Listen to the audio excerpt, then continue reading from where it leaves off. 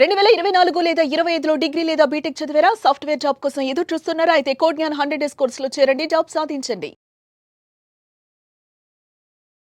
Welcome to Suman TV. నేను మీ Suman TV Nag. పాఠాలు చెప్పుకున్నటువంటి ఒక అసిస్టెంట్ ప్రొఫెసర్ భర్తను చంపటం అనేది నిజంగా విద్యా వృత్తిలో కూడా ఈ విధంగా ఉండేటువంటి వాళ్ళు ఉంటారా అనుకున్నటువంటి ఆశ్చర్యం కలగక మానదు. అసలు ఏం జరిగింది, భర్తను చంపేంత ఏం జరిగింది, దీనికి సంబంధించినటువంటి వాటిలో కనుక మనం చూస్తే గత కొద్ది కాలంగా ఎప్పుడెప్పుడు తీర్పు వస్తుందా అని ఎదురు చూసినటువంటి వాళ్ళే ఉన్నారు. వీటికి సంబంధించి మనతో మాట్లాడడానికి ఈరోజు హైకోర్టు అడ్వకేట్ అలగిరి రవీంద్రనాథ్ గారు ఉన్నారు. అది వారి మాట్లాడి తెలుసుకుందాం. Hello sir. హాయ్ అండి నాగరాజ్ గారు. దేశానికి స్వతంత్రం వచ్చింది అని అంటే ఇలా మన చుట్టుపక్కల ఉండేటువంటి వాళ్ళని మన ఆత్మీయులను చంపుకోమని అయితే కాదు కదా. పాఠాలు చెప్పుకునేటువంటి వృత్తిలో ఉండి కూడా ఒక్కొక్క అసిస్టెంట్ ప్రొఫెసర్ తన భర్తని చంపుకునేంత స్థాయికి వెళ్తారని, అది కూడా కెమిస్ట్రీ సబ్జెక్ట్ చెప్పుకున్నటువంటి తను అంతా చదువుకున్న తర్వాత ఈ విధంగా ఉంటే ఎవరు గుర్తుపట్టరు, ఎవరికి అనుమానం కూడా రాదు అనుకునేటువంటి ఆలోచనతో అలా చేశారు అని అంటే అసలు దేశం ఎక్కడ దాకా వెళ్తుందో అనేటువంటి దానికైతే జుగుప్సాకరంగా భయం వేస్తుంది అనమాట. అంటే అంత దారుణంగా ఉంది మనసులో అయితే వినటానికి. ఏం జరిగింది సార్ అసలు? కోర్టు ముందు ముఖ్యంగా నేరం చేసి తప్పించుకోవడం అని చెప్పి రకరకాల ప్రయత్నాలు చేస్తుంటారు, రకరకాల కేసులు చూస్తుంటాం.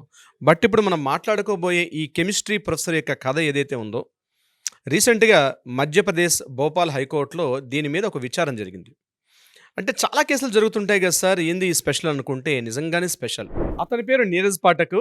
అతడు కూడా ఒక మెడికల్ ఆఫీసర్గా పనిచేసి సొంతంగా ఒక నర్సింగ్ హోమ్ మెయింటైన్ చేసుకుంటాడు. వీళ్ళ మిస్సెస్ పేరు నీరజా పాఠక్. ఈవిడ కూడా ఒక కెమిస్ట్రీ ప్రొఫెసర్గా పనిచేసి ఆవిడ కూడా రిటైర్ అయిపోయారు. అయితే ఇప్పుడు ముందుగా నేను చెప్పినట్టుగా ఏప్రిల్ 29న అతను చనిపోయాడు, అనుమానాస్పదంగా చనిపోయాడు. అయితే అది న్యాచురల్గా జరిగిందేమో, బహుశా ఏజ్ వల్ల అని అనుకున్నారు. తర్వాత మే 1న గుర్తించారు అది న్యాచురల్గా జరిగినటువంటి చనిపోవడం కాదు, అది ఒక మర్డర్ చేశారు అని చెప్పి ఫోరెన్సిక్ నిపుణులు అందరూ కూడా సాక్ష్యం చేసిన తర్వాత ముందుగా ఈ మమతా పాఠక్ ఎవరైతే ఇప్పుడు ఈ కెమిస్ట్రీ ప్రొఫెసర్ ఉన్నారో ఈమెను అరెస్ట్ చేసి భోపాల్ జైల్లో ఈవిడ ఉంచడం జరిగింది. ఒక 1 year పాటు ఈవిడ అక్కడ రకరకాలుగా ఇంటరాగేషన్స్, పోలీసులు రకరకాల చర్యలు తీసుకున్నారు. పోలీసులు కూడా ఒక ఛార్జ్షీట్ ఫైల్ చేశారు. ఛార్జ్షీట్ ఫైల్ చేసిన తర్వాత పోలీసులు ఏం చేశారంటే ఈమె ఇక్కడ చంపేసింది, తన భర్త అయినటువంటి నీరజ్ పాఠక్ని చంపేసింది. ఎలా? మామూలుగా కాదట, తనకున్నటువంటి కెమిస్ట్రీ తెలివితేటలు, అంటే తన కెమిస్ట్రీ సబ్జెక్ట్ తను టీచ్ చేసేది కాబట్టి కెమిస్ట్రీలో ఏ కెమికల్కి ఏ యాసిడ్కి ఏ కాంబినేషన్స్ ఉంటే కణజాలం ఎలా దెబ్బతింటుంది, హార్ట్ ఎలా దెబ్బతింటుంది, ఇలా పూర్తిగా ఆ కెమికల్ రియాక్షన్స్, ఆ యొక్క కెమికల్స్ అన్ని కూడా ల్యాబొరేటరీని తీసుకొచ్చి సాక్ష్యాధారం అన్నది లేకుండా పూర్తిగా చంపేద్దాం అనే ఉద్దేశంతో తను చంపేశారని చెప్పి పోలీసులు ఛార్జ్షీట్లో ఫైల్ చేశారు. దీని మీద రకరకాల డిస్కషన్స్ అయిన తర్వాత ఏమైందంటే ఈవిడ ఎవరైతే ఈ నీరజ్ పాఠక్ అనేటువంటి ఈవిడ ఎవరైతే విక్టిమ్గా ఉన్నటువంటి చబ్బడుతుంది, ఈవిడ ఏం చేశారంటే హైకోర్టులో లోవర్ కోర్టు ఏం చేశారంటే ఈవిడికి మరణ శిక్షణ విధించారు. తన భర్తను చంపేసిన కారణం మీద లోవర్ కోర్టు ఈమెను మరణశిక్ష విధిస్తే ఈమె హైకోర్టుకి అప్పీల్ చేశారు. హైకోర్టుకి అప్పీల్ చేస్తే హైకోర్టులో చాలా ఇంట్రెస్టింగ్ డిస్కషన్ జరిగింది. నేను కోర్టు హాల్లో ఏం జరిగింది, ఎలా డిస్కషన్ జరిగింది నేను మీతో ఇప్పుడు చెప్పే ప్రయత్నం చేస్తాను. ఇక్కడ నీరజ్ పాఠక్ గారు ఏం చేశారంటే తన తరపున ఈ యొక్క అడ్వకేట్ని కూడా అపాయింట్ చేసుకోలే. ఈవిడ కోర్టులో అంటే జైల్లో ఉన్నటువంటి 1 year పాటు పూర్తిగా లా మొత్తం చదువుకున్నారు. లా చదువుకొని ఏ సెక్షన్స్కి ఎలా ఉంటుంది, దేనికి ఎలా మాట్లాడాలి, ఎట్లా మాట్లాడాలి, ఇవన్నీ కూడా పూర్తిగా ప్రిపేర్ అయ్యి హైకోర్టులో అక్కడ జస్టిస్ అగర్వాల్ గారు ఇద్దరు ద్విసభ్య కమిటీ, ఆ కమిటీలో జస్టిస్ ఉంటే సార్ నా కేసు నేనే వాదించుకుంటాను అని చెప్పి నీరజ్ పాఠక్ గారు కంటిన్యూగా మాట్లాడడం జరిగింది. అక్కడ ముందుగా ఆ డిస్కషన్ ఎలా జరిగిందంటే అక్కడ జడ్జి గారు, అమ్మ మీరు అసిస్టెంట్ ప్రొఫెసర్ కెమిస్ట్రీ ప్రొఫెసర్గా పనిచేశారా? ఒకటే ప్రశ్న సూటిగా వేశారు. అవును. ఎన్నాళ్ళ పాటు పనిచేశారు? సుమారుగా 35 నుంచి 40 ఏళ్ల పాటు పనిచేశాను. ఓకే. అంటే మీ భర్త ఎలక్ట్రిక్ షాక్ వల్ల గురయ్యారా? అంటే కెమికల్ రియాక్షన్ చేసిన తర్వాత ఆయన హార్ట్ ఆగిపోయిన తర్వాత మీరనికి ఎలక్ట్రికల్ షాక్ ఇచ్చారా అని అడిగారు. అయితే ఆవిడ ఇచ్చిన సమాధానం చాలా ఇంట్రెస్టింగ్. ఆవిడ సుమారుగా ఒక 500 పేజీల పుస్తకాలు తీసుకొని దానికి అక్కడ pink colour, yellow colour, red colour marks ఎట్లయితే మేము అడ్వకేట్స్ మేము కోర్టు ముందు మేము ప్రొడ్యూస్ చేసే ముందు సైటేషన్స్ అన్ని చూపిస్తాం జడ్జి గారికి. సార్ ఇక్కడ పలానా తీర్పు ఎలా ఉంటుంది, పలానా సైటేషన్ ఎలా ఉంటుంది అని చెప్పి మేము ఎలా చెప్తాము, దానికి ఆల్మోస్ట్ అలానే సిమిలర్గా ఒక రిప్లైగా ఏం చేశారంటే ఒక బుక్ తీసుకొని కెమిస్ట్రీ బుక్ పట్టుకొచ్చారు.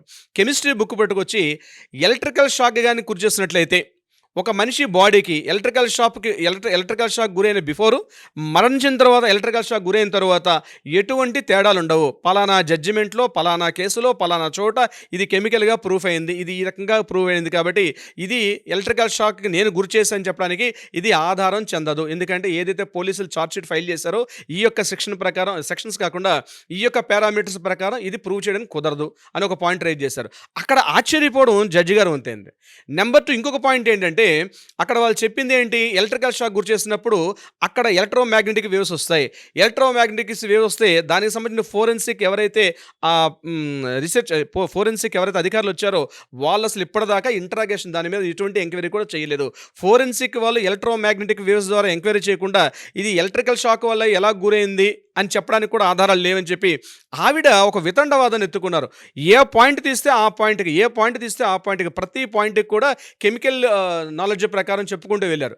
సుమారుగా అంటే నాగరాజు గారు 50 నిమిషాల పాటు కంటిన్యూగా లెక్చర్ ఇవ్వడం మాట్లాడింది.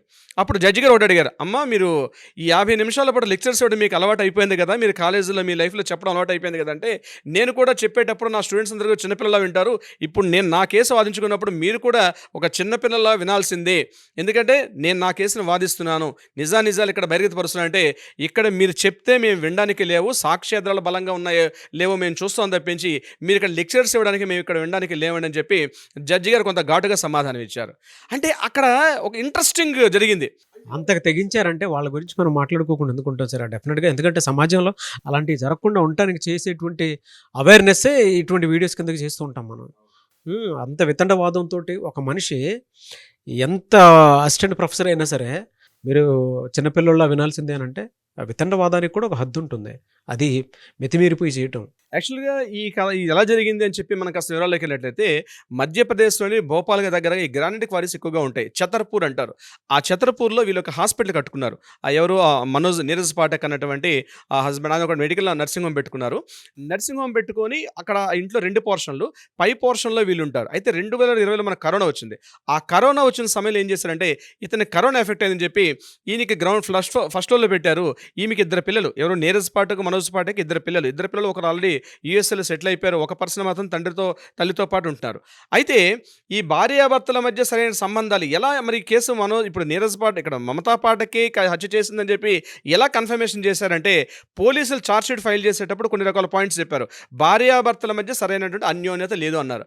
అన్యోన్యత లేదంటే ఈవిడ మరలా దాన్ని కౌంటర్ పాయింట్ చూపిస్తూ మేమిద్దరం కలిసి తిరిగినటువంటి ఫోటోలు, మేము కలిసి ఉన్నటువంటి ఫొటోస్ అన్నీ చూపించి మా మధ్య ఎటువంటి గొడవలు లేవని చెప్పారు. కానీ ఎప్పుడైతే ఏప్రిల్ 29వ తారీఖు నాడు ఈయన హత్య గావించబడ్డాడో ఆ రోజు మార్నింగ్ తన కొడుకుని పిలిచి మీ మదర్కి నాకు మధ్య గొడవలు అవుతున్నాయి, ముఖ్యంగా ఆస్తి పత్రాలు, ప్రాపర్టీస్, ఇన్సూరెన్స్ ఇవన్నీ కూడా ఏవైతే ఉన్నాయో అవన్నీ కూడా మేము పూర్తిగా నాకు హ్యాండ్ ఓవర్ చేసేసి మీ మదర్ దగ్గర పెట్టొద్దని చెప్పి కొడుకుకి చెప్పినటువంటి ఆ సంభాషణ కొంత రికార్డు ఫోన్లో మెసేజ్ వాయిస్ ఉంది. ఆ ఫోన్ మెసేజ్ చేసిన వాయిస్ రికార్డింగ్స్ పనిచేసాయి. తర్వాత నేను మీ మదర్ నన్ను బాగా ఇంట్లో పెట్టి టార్చర్ చేస్తుంది, మన రీసెంట్గా 2 days బ్యాక్ గదిలో పెట్టి తాళం వేసేసి నన్ను ఆహారం కూడా ఇవ్వకుండా, వాటర్ ఇవ్వకుండా, ఫుడ్ ఇవ్వకుండా బంధించేసింది అని చెప్పి ఆయన తన కొడుకుతో మాట్లాడుతున్న మాటలు కూడా నిజానిచ్చే. అంటే అక్కడ కోర్టు హాల్ ఏం జరిగిందంటే ఇవన్నీ చూపిస్తూ మరి మీ భర్త ఏ రోజైతే చనిపోయారో ఆ రోజు ఉన్నటువంటి సంఘటనలో మీకు మీ భర్తకు మధ్య సరైన సంబంధాలు లేవు. ఇంకొకటి ఏప్రిల్ 29న ఎప్పుడైతే ఆయన హత్య గావించబడ్డాడో మీరు మే 1 వరకు కనీసం ఇన్ఫార్మ్ చేయలే. ఆ డెడ్ బాడీని అక్కడ విడిచిపెట్టేసి మీరు అక్కడికి 130 కిలోమీటర్ల డిస్టెన్స్ ఉన్నటువంటి పట్నా నగరానికి మీరు అక్కడి నుంచి వెళ్ళిపోయి కూడా కనీసం ఇన్ఫార్మ్ చేయాలంటే ఒక జాలిగా ఒక పక్కన తోటి మనిషి ఉంటేనే ఆ రకంగా ఉంటేనే ఇన్ఫార్మ్ చేస్తారు. మీరు ఇన్ఫార్మ్ చేయకుండా, ఏమీ చేయకుండా 130 కిలోమీటర్ డిస్టెన్స్ ఉన్న మీ వేరే ప్లేస్కి వెళ్ళిపోయారంటే మీరు ఎందుకు ఇన్ఫార్మ్ చేయలేదు అని అడిగిన ప్రశ్నకు కూడా ఆమె దగ్గర సమాధానం లేదు. అంటే ఏం చేశారంటే తనకున్నటువంటి కెమిస్ట్రీ సబ్జెక్ట్ ఏదైతే ఉందో ఆ కెమిస్ట్రీ సబ్జెక్ట్ తోటి అతన్ని హత్య గావించడం. ఏం చేశారు, ముందుగా ఆయనకి ఆర్టరీస్ అంటారంటే దమలు ఉంటాయి హార్ట్లో, ఆ దమలకి అవి అందులో ఉన్నటువంటి ఆ రక్త ప్రసారం లేకుండా ఒక కెమికల్ పంపిస్తే, అంటే ఒక చిన్న నోటి మీద ఒక డ్రాప్ వేస్తే ఏమైందంటే మన దమల్లో సిరలు ఉంటాయి, దమల్లో ఉన్నటువంటి రక్త ప్రసారం ఆగిపోయేటట్టుగా ఒక కెమికల్ ఉందట. అవన్నీ మనం వీడియో ముఖంగా మాట్లాడకూడదు కాబట్టి నేను దాన్ని రివీల్ చేయట్లేదు.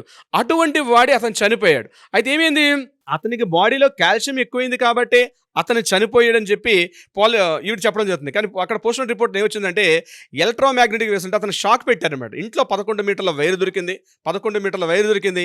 ఇంట్లో ఎక్కడైతే కబోర్డ్స్ ఉంటాయో ఆ కబోర్డ్స్లో కొత్తగా లూజ్ కండక్ట్స్ ఉన్నాయి, ఎక్కడైతే ప్లగ్ పిన్స్ అన్ని పెట్టిన చోట, ఇవన్నీ కూడా పోలీసులు సాక్ష్యాధారాలు. అంటే ఎందుకు మనం ఈ కేసు డిస్కస్ చేస్తున్నాం ఇలా ఉంటుందంటే, ఒక ప్రొఫెసర్ స్థాయిలో ఉండి గంట సేపు కోర్టు సమయాన్ని వృధా చేసి మొత్తానికి తన యొక్క తప్పిదాన్ని కప్పిపుచ్చుకునే ప్రయత్నం చేసినప్పుడు కూడా కోర్టు మాత్రం నమ్మలేదు. ఆమెను మరలా శిక్షించారు. కింద లోవర్ కోర్టు ఏదైతే మరణ శిక్షించారో అదే కోర్టు ఇంపోజ్ చేయమని చెప్పి అదే విధంగా ఆమెను ఇంపోజ్ చేయమని చెప్పి అత్యంత పాశవికంగా భర్తను చంపడమే కాకుండా మరలా తన తప్పిదాన్ని కవర్ చేసుకోవడం అని చెప్పి కోర్టు యొక్క సమయాన్ని, కోర్టు టైంని కంప్లీట్ అందరిని కూడా కన్ఫ్యూజ్ చేసుకోవచ్చు. గంట పాటు అక్కడ ఏం జరిగిందంటే, ఒక కెమిస్ట్రీ ఒక డీన్ ఒక డయస్ మీద మాట్లాడుతుంటే ఇలా ఉపన్యాసం ఇస్తారో అలా ఉపన్యాసం ఇచ్చి ఈవెన్ జడ్జెస్ని కూడా కన్ఫ్యూజ్ చేసేసి బయట ఉన్నటువంటి అడ్వకేట్స్, లాయర్లు కూడా ఇలాంటి కేసు ఇప్పటివరకు మేము చూడలేదే కదా అన్నటువంటి సిచ్యువేషన్కి it is really very interesting కేసుగా నడిచింది. కానీ ఒకటి మాత్రం నిజం, ఎవరైనా తప్పు చేసేవారు, ఎంత మేధావైనా, ఎంత తెలివంతుడైనా, ఏం చేసినా ఎక్కడో ఒక చిన్న తప్పు చేస్తాడు, ఆ తప్పు ద్వారా దొరికిపోతాడు. దానికి ఎగ్జాంపులే ఇప్పుడు ఈ నీరజ్ పాఠక్, అదేవిధంగా ఈ మమతా పాఠక్, నీరజ్ పాఠక్ హత్య కేసులో దోషిగా మిగిలినటువంటి మమతా పాఠక్, ఈవిడికి నేను న్యాయస్థానం మరణశిక్ష విధిస్తూ కూడా తీర్పు ఇవ్వడం ఉన్నది. ఇప్పటికి కూడా ఇంకా బతికే ఉంది, న్యాయం ఇంకా బతికే ఉంది. కోర్టుల్లో కూడా నిజాన్ని చూస్తారనికి ఇంతకు మించి మనం బెస్ట్ ఎగ్జాంపుల్ చెప్పుకోవాల్సిన అవసరం లేదు. Nagaraj garu, anyways thank you so much Alagiri Ravindranath garu. Thank you so much Nagaraj garu. Suman టీవీలో మీ పర్సనల్ అండ్ బిజినెస్ ప్రమోషన్స్ కోసం కింది నెంబర్కి కాంటాక్ట్ చేయండి.